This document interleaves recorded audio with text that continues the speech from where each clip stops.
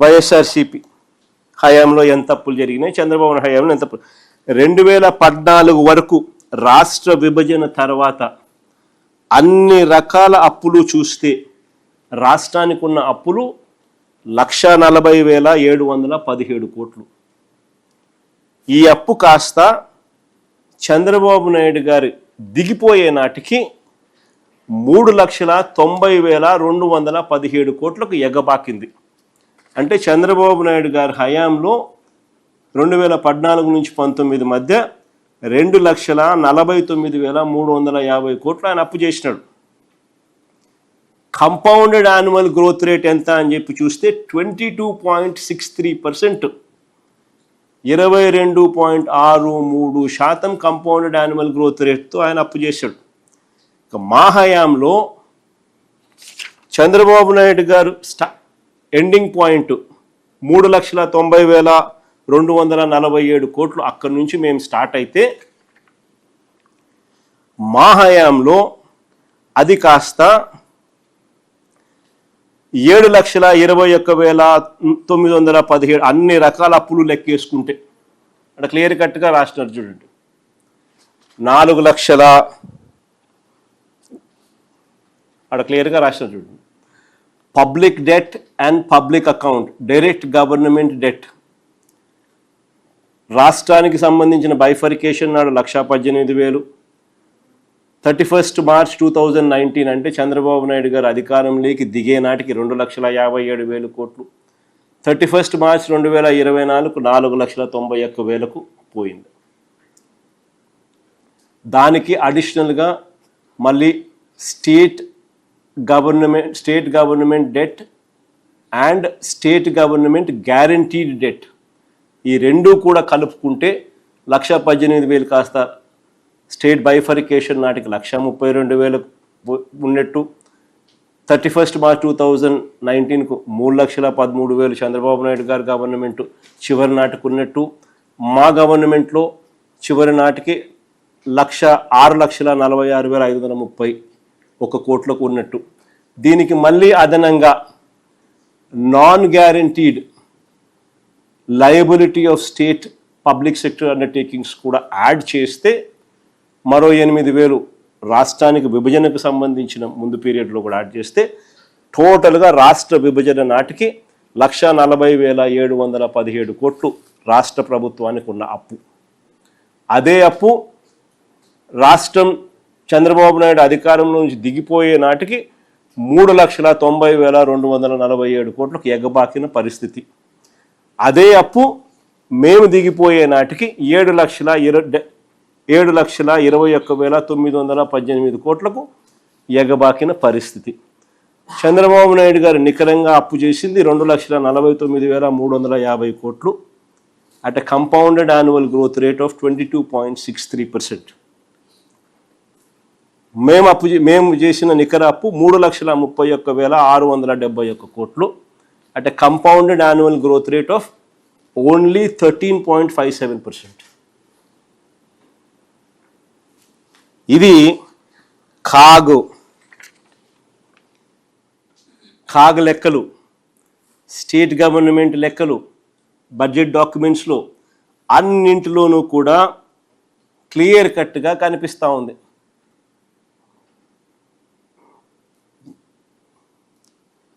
కానీ చంద్రబాబు నాయుడు గారు మాత్రం టేప్ రికార్డర్ ఆన్, గోబెల్స్ ప్రచారం ఆన్. అన్ని రకాల అప్పులు రాష్ట్రంలో మేము దిగిపోయే నాటికి 7,21,918 కోట్లే కనిపిస్తూ ఉంటే మాటికి 9 లక్షల నిన్న కూడా మాకు అప్పు ఇంత మిగిలిచ్చిపోయినారు 9,74,000 కోట్ల 84,000 కోట్లని మళ్ళీ అబద్ధాలు ఆడతారు. ఎందుకు అబద్ధాలు ఆడాలి? అలా తప్పు కదా. అట్లా అబద్ధాలు ఆడడం, మోసం చేయడం. బాధ్యత గల స్థానంలో ఉన్నప్పుడు మనం బాధ్యత తీసుకొని నిజాలు చెప్పాలి తప్ప బాధ్యత తీసుకొని బాధ్యత గల స్థానంలో ఉండి అబద్ధాలు ఆడడం ఎంత మటుకు కరెక్టు? ఈ ప్రభుత్వం చేసిన అప్పులు కూడా ఇప్పుడు కూడా ఈ ప్రభుత్వం చేసిన అప్పులు కూడా ఆశ్చర్యకరంగా చూస్తే ఆ పక్కన అదే టేబుల్లో మీరు గమనించినట్లయితే చంద్రబాబు నాయుడు గారు ఈ 2 సంవత్సరాల్లోనే ఆయన అధికారంలోకి వచ్చిన ఈ 2 సంవత్సరాల్లోనే మేము మొత్తం అప్పులు 5 ఏళ్లలో 3,31,671 కోట్లు మేం చేస్తే చంద్రబాబు నాయుడు అధికారంలోకి వచ్చిన ఈ 2 సంవత్సరాల్లోనే ఆయన చేసిన ప్రభుత్వ అప్పులు ప్లస్ గ్రాస్ బడ్జెటేతర అప్పులు, ప్రభుత్వ అప్పులు ప్లస్ గ్రాస్ బడ్జెటేతర అప్పులు అన్నీ మీరు గమనిస్తే ఏకంగా 3,17,448 కోట్లు. ఏ ఏ కార్పొరేషన్ నుంచి బారో చేసినాడు, రాష్ట్ర ప్రభుత్వానికి సంబంధించిన డెట్ ఎంత, ప్రభుత్వ అప్పులు ఎంత, గ్రాస్ బడ్జెటేతర అప్పులు ఎంత అని చెప్పి క్లియర్గా టేబుల్ రాస్తుంది. చివరికి వీళ్ళు నిజంగా వాస్తవాలన్నీ ఇవన్నీ ఆధారాలతో సహా కనిపిస్తూ ఉన్నా కూడా ఇంకా వాళ్ళు బడ్జెట్ డాక్యుమెంట్స్తో ఇంకా వాళ్ళు గేమ్ ఆడుతూనే ఉంటారు. చివరికి బడ్జెట్ డాక్యుమెంట్లో చూస్తే మీరు ఆశ్చర్యం కలిగించే విషయాలు కనిపిస్తాయి. ప్రభుత్వం చేసిన అప్పులు కూడా పారదర్శకంగా వీళ్ళు చూపడం లేదు. బడ్జెట్ డాక్యుమెంట్స్లో కూడా 2025-26లో మొదటి 10 నెలల్లో చేసిన బడ్జెట్ అప్పులు చూస్తేనే 90,786 కోట్లు. ఇంకా చివరి 2 నెలలు ఇంకా ఉన్నాయి, అప్పులు చేస్తూనే ఉన్నారు. కానీ బడ్జెట్ పుస్తకాలు చూస్తే 2025-26 ఆర్థిక సంవత్సరానికి వీళ్ళు సవరించిన రివైజ్డ్ ఎస్టిమేట్ 12 నెలలకు అప్పు ఎంత చూపించారో తెలుసా? 80,567 కోట్లు మాత్రమే అప్పు చూపిస్తున్నారు. 10 నెలలకే కాగ్ లెక్కల ప్రకారమే 10 నెలలకే 90,768 కోట్లు అప్పు చేసినారు. 10 నెలలకే. వీళ్ళు 2025-26 12 నెలలకు కలిపి ఇంకా 2 నెలలు ఉన్నాయి, అప్పు 10,000 కోట్లు తగ్గింది.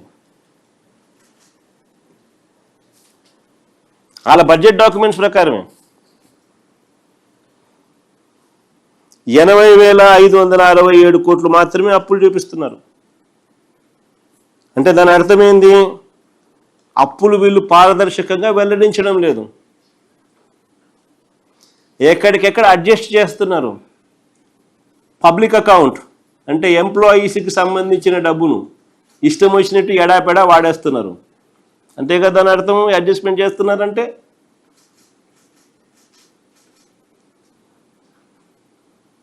ఓవైపున ఎంప్లాయీస్కి ఇవ్వాల్సింది ఇవ్వడంలా 35,000 కోట్లు వాళ్ళకు బకాయిలు, జీతాలు పెంచేది లేదు. మరోవైపున వాళ్ళ జీతాలతో వాళ్ళ అకౌంట్తో వీళ్ళు గేమ్ ఆడుతున్నారు.